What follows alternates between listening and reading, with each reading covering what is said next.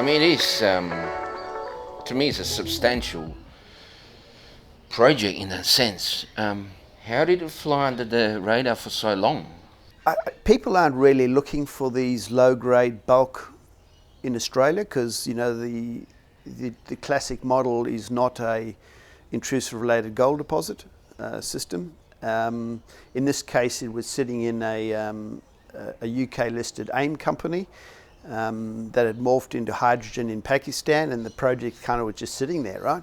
And no one really had the idea to, I guess the vision to think of this thing differently. And I put the credit down to Ed Mead, one of our non-exec directors, and Alan Younger, who's a veteran of the industry, your classic grey-haired, big Veteran white, means old guy.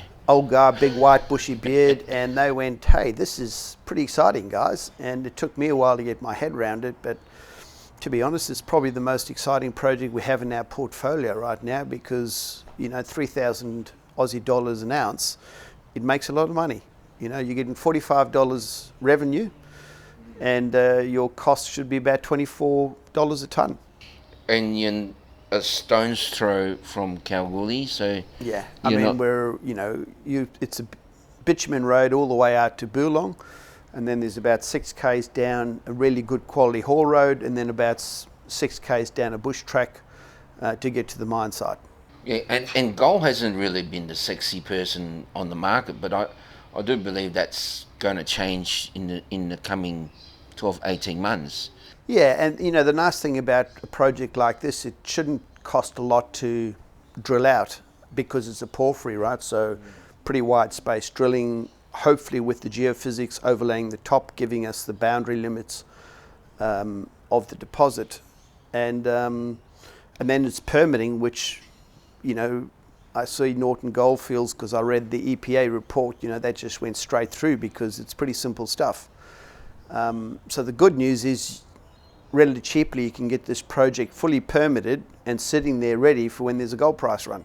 And if that happens, and to be honest, it works at current numbers, but if there's a gold price run, happy days.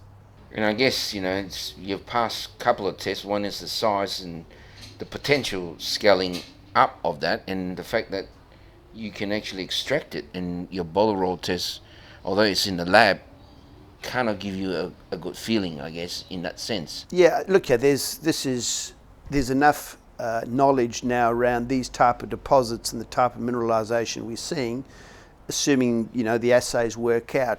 The development path from here into a bank feasibility with column leach testing is well proven. This is not clay, right? So the rock's very competent. So in terms of your column heap leach, your percolation, the stability of your heaps, which means you can stack them high, which costs less, it's all looking very, very positive.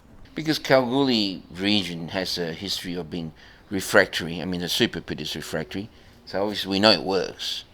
To know that it can leach out quite easily is comforting for storytelling, I guess. Absolutely. Well, it's just, to me, I like to look at projects. My vision is always to put something into production. I'm not a geologist by profession. I'm a metallurgist, and my life's been putting projects into production. So that's what I'm very excited about this. The pathway from here to production, I see, is very simple and relatively easy.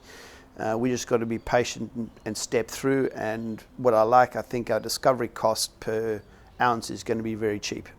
Okay, well that's a good update. I mean, we should have been talking about this in May.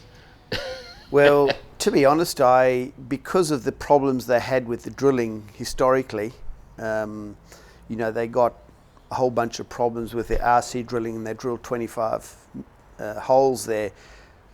I didn't want to get too excited about it until we'd fully understood the structural controls, the mineralization style, and was it really there? Because you get smearing, you get all sorts of problems with RC, right? Yeah. So we've drilled 1,300 meters, not cheap to drill 1,300 meters of diamond hole. But the good news is that once you've drilled diamond, you've got a very, very good idea about a whole bunch of additional factors which are critical to understanding and eliminating any fatal flaws this project might have with the concept of this big bulk tonnage. The core looks good. I mean, Yeah. from the photos in the announcement. So I think that's got a few good stories to come. I mean, it's still a long journey. Absolutely. I used the Diggers and Dealers opportunity because we had the core actually on Hannon Street at the consultant we're using. So I used the opportunity to take up a whole bunch of, let me call them grey-haired geologists, to say, you know, mate, have a look at this core. What do you think? And everyone was quite amazed that we'd found this just 25 k's from Kalgoorlie. Yeah, You know, it's quite an extraordinary story. And I think the reason is because it was, you know, had all this transported cover over the top. So there's no magnetic signature, there's no geochem signature, you know, and that's really how all the other discoveries have been made. If it doesn't outcrop, it has to have a geochem or a magnetic signature, and this had neither.